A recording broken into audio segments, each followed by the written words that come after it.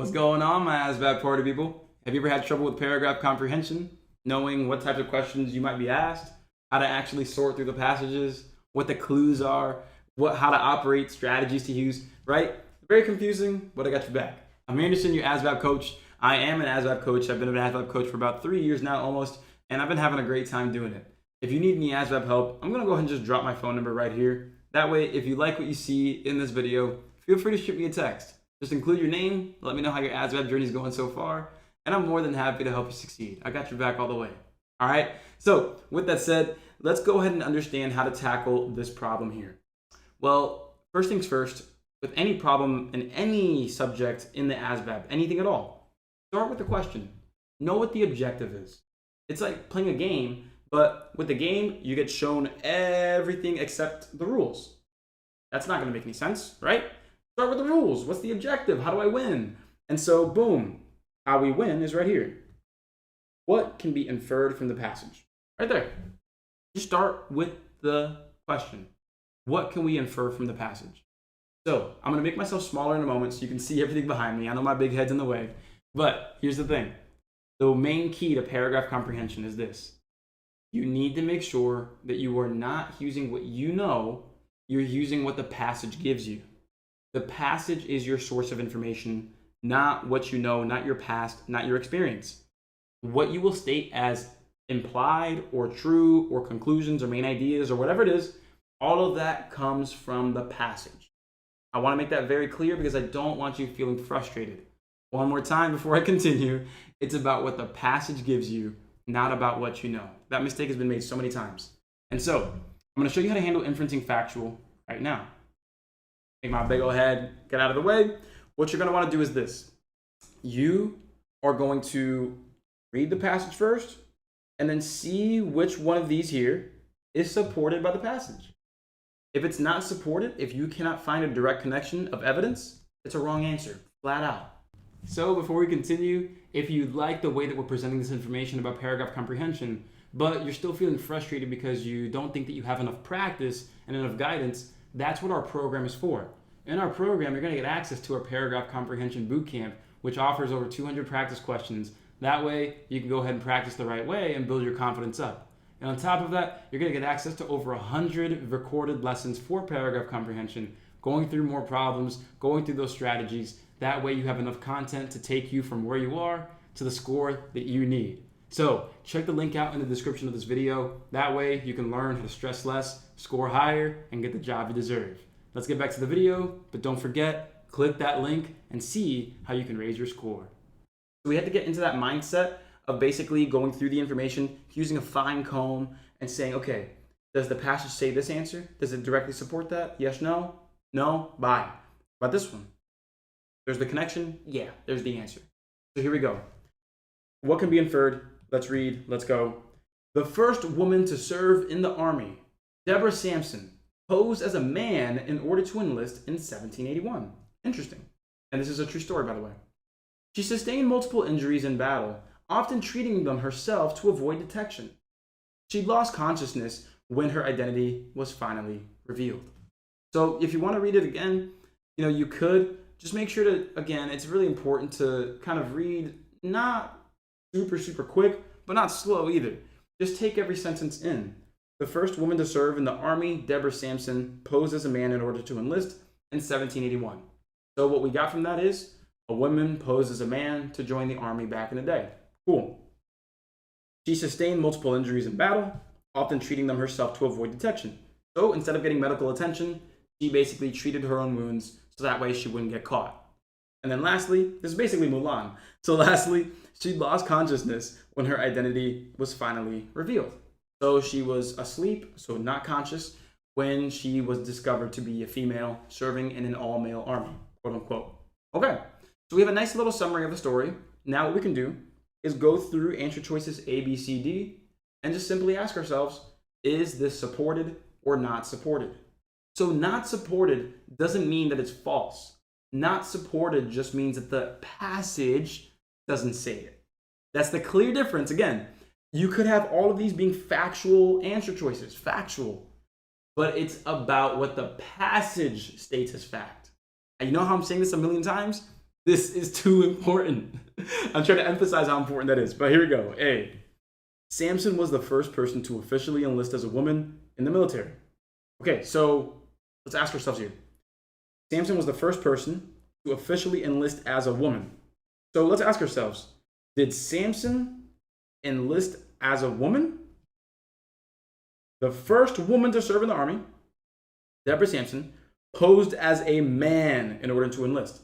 So the implication here, posed as a man in order to enlist, that implies that Deborah Samson enlisted officially as a man, not as a woman.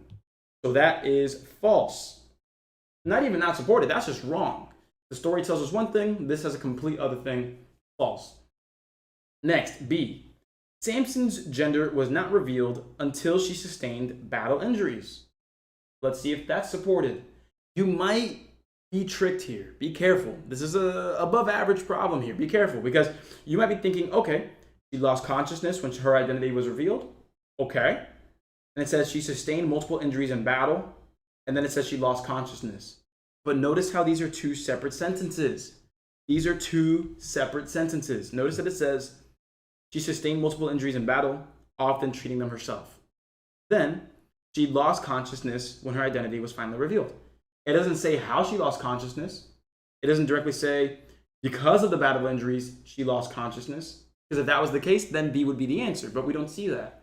We just see a separate sentence saying she lost consciousness, no reason given, no cause given, when her identity was finally revealed. So we cannot make the direct connection that her gender was not revealed until she sustained battle injuries. We can't make that connection. We cannot. I know you may want to, but we cannot. There's another answer here that is directly supported, and it might be C or D. Let's find out. C. Samson posed as a man because she wanted to be the first woman in the army. Okay, so here's why this one is actually incorrect. Right over here. Because she wanted to be the first woman in the army. Where in here in the passage does it actually state why Samson wanted to serve in the army? Did it say that she wanted to be the first woman? The first woman to serve in the army, Deborah Samson, posed as a man. She sustained injuries. She lost consciousness when her identity was finally revealed. It doesn't say that she wanted to be the first woman in the army. She just so happened to be the first officially recognized woman in the army.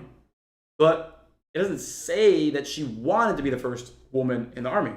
Now, is it true in reality that she wanted to be the first person? Maybe. Maybe you might find support of that in other articles. But this passage does not support that. Notice it doesn't say, the first woman to serve in the army, Deborah Samson, posed as a man in order to enlist in 1781 because she really wanted to be the first woman. It doesn't say that. It doesn't say that.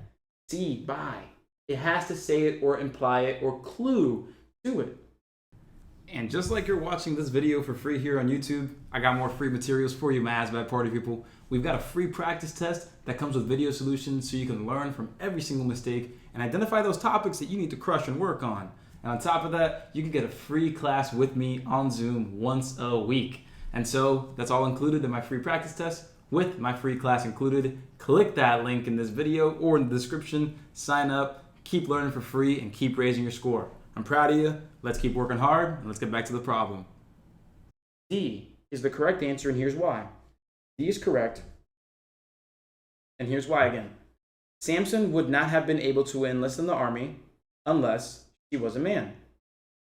So look, the first woman to serve in the army, Deborah Samson, posed as a man in order to enlist in 1781.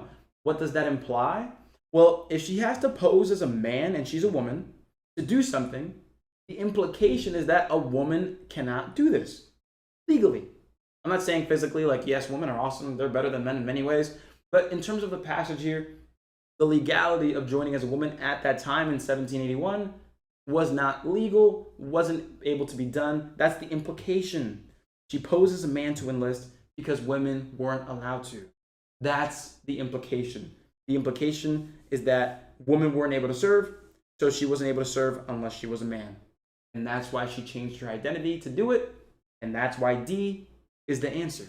And so there it is, my party people. I really want to make sure that we take the time there to really recognize these things, because it's so important to understand how paragraph comprehension works and the power that you have to get questions right. It is not, again, about what you know, it's about what the passage gives you. So keep that in mind, and remember that there are 4 other types of paragraph comprehension questions. Inferencing factual is the most popular. You'll see about 6, 7, maybe 8 questions of that in the test yourself, and then the other 3 to 4 to 5 questions, you'll have not inferencing factual, but you'll have quote questions, next sentence questions, tone questions, sequence of events questions. Those are other types of questions that appear maybe once or twice, maybe in the test itself. But inferencing factual, this is where you have your main ideas, you're pointing out facts, pointing out implications and conclusions. Those, very common type of question. You'll see a lot of those. Prepare for it. And so, if you want to learn more about how to raise your score, there's a class tonight. If you're watching this video the day it drops, we're doing a class on paragraph comprehension tonight. We do it twice a month, 2 hours, plenty of practice, plenty of strategy building, a lot of confidence building. And if you want to learn more about the program, you can go to that link right there, asvab.info/prep, right over down there. Or you can go ahead and shoot me a text, 567-698-8867. If you want to learn more about it, I've got your back all day. I'm Anderson. I'm your ASVAB coach. I'm proud to be so. Let's go ahead and let's ace the ASVAB. I got your back. So with that said, I'll see you there. Reach out to me if you need me. I'm happy to help.